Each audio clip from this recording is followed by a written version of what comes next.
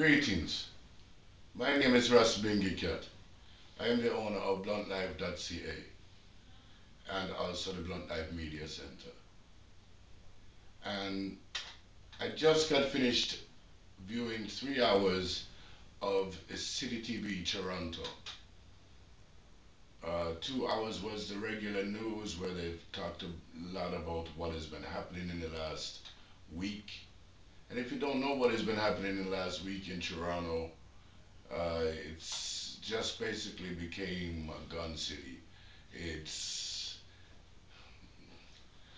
I've heard one of my friends refer to it as like Texas, you know, like back in the 1820s when it was all just about shootouts and that. But it's really sad. And first and foremost, I want to send out my condolences to all of the family of the victims and all of the friends, and honestly, to all of Toronto, because what is happening is very, very sad. Um, I seen on the news there the other day when they were showing gunshots firing while the police were on the scene, and the police had to run away and call in the squad team or whatever. That's pretty bad when the police have to run away. Now I've got a couple of things to say about this situation. First and foremost, um, it's way out of hand.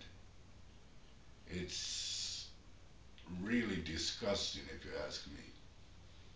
Um,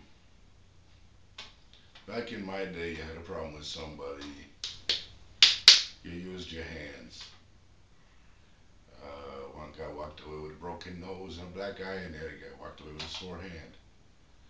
Nowadays, it's completely changed, and I don't know if it's the movies that are out there that are portraying all of these gangster lives to be glorious, or the music that's out there glorifying the gangster life. Um, Really, I cannot see anything glorious about knowing that you personally have taken another life. So I don't know. That's one of my biggest concerns, and I've noticed in my lifetime there has been a big, big shortage in recreational centers for the youth. They always talk about funding and all of that kind of stuff, but in reality, you know, we are talking about the youth. And I personally, if if I had the money that I really wish I had, I personally would be opening up recreational centers. So now I have to send this out to the bigger heads of the media, the bigger heads of society. And I'm saying the bigger heads by the ones with the money. Start to invest into the youth. Because if there is nothing for them to do to find themselves creative and to enjoy that feeling of somebody admiring their work or teaching them, they will never know the true rewards in life, and they will end up turning to another life that none of us wish upon anyone. So please, let's try to work on this and figure a way that we can bring back some of the old time recreational centers. Remember, I'm saying back in the 70s, like we were poor And there was a lot of crime going on, but a lot of us didn't get mixed up in it because of the fact we had places to go. For example, Jimmy Simpson's Recreational Center at McGee Street and Queen, right in Toronto. Uh, I used to go there 3, 4 times a week with my sister because my mother was a single mother with 3 children and no husband. So she had to work 3 different jobs to feed her 3 children. So, you know, I do believe that there is something that can be done. Like, I understand that, cutbacks, cutbacks, cutbacks, but cutbacks are costing lives, man. And, you know, trust me, and mark my words to this, somehow within my life, I personally will have a good effect on some of the youth of tomorrow. And that is my promise.